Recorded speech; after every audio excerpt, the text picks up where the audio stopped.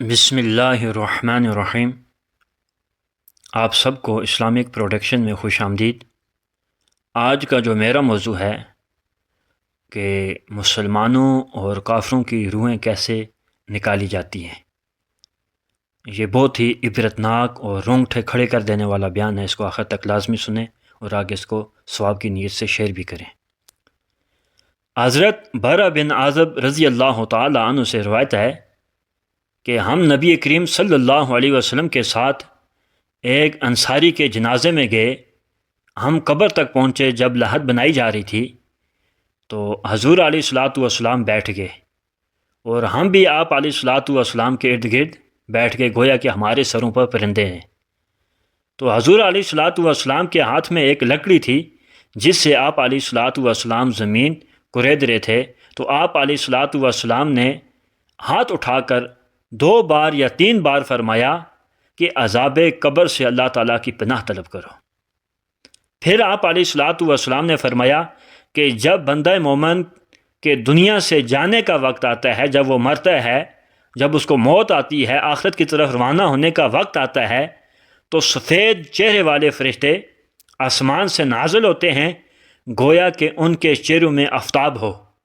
ان کے پاس جنت کا کفن اور جنت کی خوشبو ہوتی ہے۔ وہ منتہائے بصر تک اس بندہ مومن کے پاس بیٹھ جاتے ہیں۔ پھر ملک الموت علیہ السلام آ کر اس کے پاس بیٹھ جاتے ہیں اور اس سے کہتے ہیں کہ ہے پاکیزہ روح، اللہ کی روح، اللہ کی مغفرت اور اس کی رضا کی طرف نکل۔ تو پھر وہ روح جسم سے اس طرح نکلتی ہے کہ جس طرح مشک سے پانی کے قطرے نکلتے ہیں۔ پھر وہ اس روح کو پکڑ لیتا ہے۔ پھر پکڑنے کے بعد پلک جھپکنے کی مقدار بھی اس کو فرشتے نہیں چھوڑتے، حتیٰ کہ اس کو کفن میں رکھ دیتے ہیں اور اس میں خوشبو لگا دیتے ہیں، اور اس سے مشک سے زیادہ پاکیزہ خوشبو آتی ہے، اور روح زمین پر ایسی خوشبو نہیں ہوتی۔ پھر فرشتے اس روح کو لے کر اوپر چڑھتے ہیں۔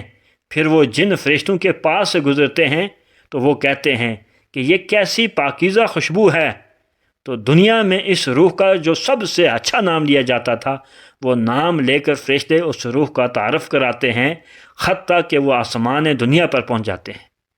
پھر اس آسمان کا دروازہ کھلواتے ہیں اور ہر آسمان کے مقرب فرشتے اس کا استقبال کرتے ہیں۔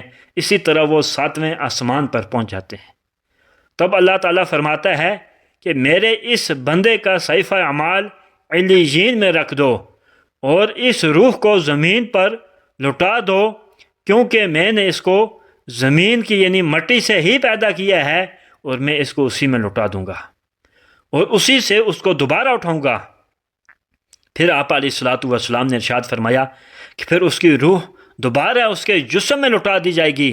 پھر اس کے پاس 2 فرشتے آ کر اس کو اٹھائیں گے، اس سے کہیں گے کہ تمہارا رب کون ہے؟ وہ کہے گا کہ میرا رب اللہ ہے۔ پھر فرشتے اس سے کہیں گے کہ تمہارا دین کیا ہے؟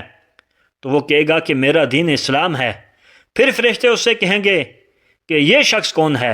یعنی حضور صلی اللہ علیہ وسلم کو حاضر کیا جائے گا اور ان کے بارے میں پوچھا جائے گا، تو وہ شخص کہے گا کہ یہ رسول اللہ صلی اللہ علیہ وسلم ہے۔ تو فرشتے اس بندے سے پوچھیں گے کہ تمہیں ان سوالوں کا علم کیسے ہوا؟ تو وہ کہے گا کہ میں نے اللہ تعالیٰ کی کتاب پڑھی ہے، سو میں ان پر ایمان لایا اور ان کی تصدیق کی۔ ہم آسمان سے آسمان سے ایک منادی ندا کرے گا کہ اس بندے نے سچ کہا ہے، اس کے لیے جنت سے فرش بچھا دو اور اس کو جنت کا لباس پہنا دو اور اس کے لیے جنت کی ایک کھڑکی کھول دو۔ تو آپ علیہ الصلاۃ والسلام نے ارشاد فرمایا پھر اس کے پاس جنت کی ہوا اور اس کی خوشبو آئے گی اور اس کے لیے قبر میں منتہا بصر تک وسعت کر دی جائے گی۔ پھر اس کے پاس ایک حسین جمیل شخص خوبصورت کپڑے پہنے ہوئے اور اچھی خوشبو لگائے ہوئے آئے گا۔ وہ کہے گا کہ جس دین سے تم کو ڈرایا جاتا تھا، آج تمہیں اس دین کی آسانی مبارک ہو۔ وہ بندہ مومن کہے گا کہ تم کون ہو اور تم اتنے حسین و جمیل اور تمہارا چہرہ ایسے چمک رہا ہے، تم کون ہو؟ تو وہ شخص کہے گا کہ میں تمہارا نیک اعمال ہوں، جو تم نے دنیا میں نیک اعمال کیے تھے وہ میں ہوں۔ تو بندہ مومن کہے گا کہ ہے میرے اللہ، ابھی قیامت قائم کر دے تاکہ میں اپنے اہل و مال کی طرف لوٹ جاؤں۔ تو حضور علیہ الصلاۃ والسلام نے ارشاد فرمایا کہ جب بندہ کافر جو کافر ہوتا ہے جب وہ دنیا سے جاتا ہے، اس کو موت آتی ہے، آخرت کی طرف جانے کا وقت آتا ہے، تو آسمان سے سیاہ فام فرشتے اترتے ہیں، اس کے پاس جو ہوتا ہے سخت موٹا ٹاٹ ہوتا ہے، وہ منتہے بصر تک بیٹھ جاتے ہیں، پھر ملک الموت آ کر اس کے سرہانے بیٹھ جاتے ہیں اور اس بندے کافر سے کہتے ہیں کہ ہے خبیث روح، اللہ تعالیٰ کی ناراضگی اور اس کے غضب کی طرف نکل۔ پھر وہ روح جو ہے اس کے جسم میں متفرق ہو جاتی ہے، بکھر جاتی ہے، تو پھر فرشتے اس کی روح کو اس کے جسم سے اس طرح کھینچ کر نکالتے ہیں کہ جس طرح بھیگے ہوئے اون سے سلاخ کو کھینچ کر نکالا جاتا ہے۔ ملک الموت اس روح کو پکڑ لیتا ہے اور فرشتے اس کو پکڑتے ہیں، پلک جھپکنے کی مقدار بھی اس کو نہیں چھوڑتے اور فوراً اس کو موٹے ٹاٹ میں لپیٹ لیتے ہیں، اور وہ روح اس کے جسم سے نکلتی ہے تو وہ روح زمین کی سب سے زیادہ سخت بدبودار اور گندی روح ہوتی ہے، اور وہ اس روح کو لے کر جن فرشتوں کے پاس سے گزرتے ہیں وہ کہتے ہیں یہ کیسی خبیث روح ہے، تو فرشتے بتاتے ہیں کہ یہ فلاں بن فلاں کی روح ہے، اور اس کا وہ نام لیتے ہیں جو دنیا میں اس کا سب سے برا نام تھا، حتیٰ کہ اس کو لے کر آسمان دنیا پر پہنچتے ہیں اور آسمان کا دروازہ کھلواتے ہیں تو آسمان کا دروازہ نہیں کھلا جاتا۔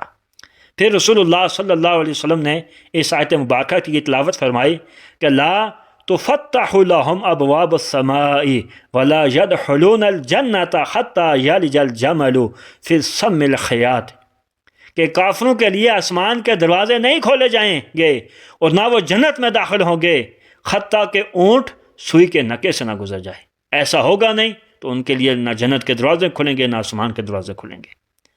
پھر اللہ تعالیٰ ارشاد فرمائے گا کہ اس کے صحیفہ اعمال کو زمین کے سب سے نیچے طبقے میں رکھ دو، پھر اس روح کو پھینک دیا جائے گا۔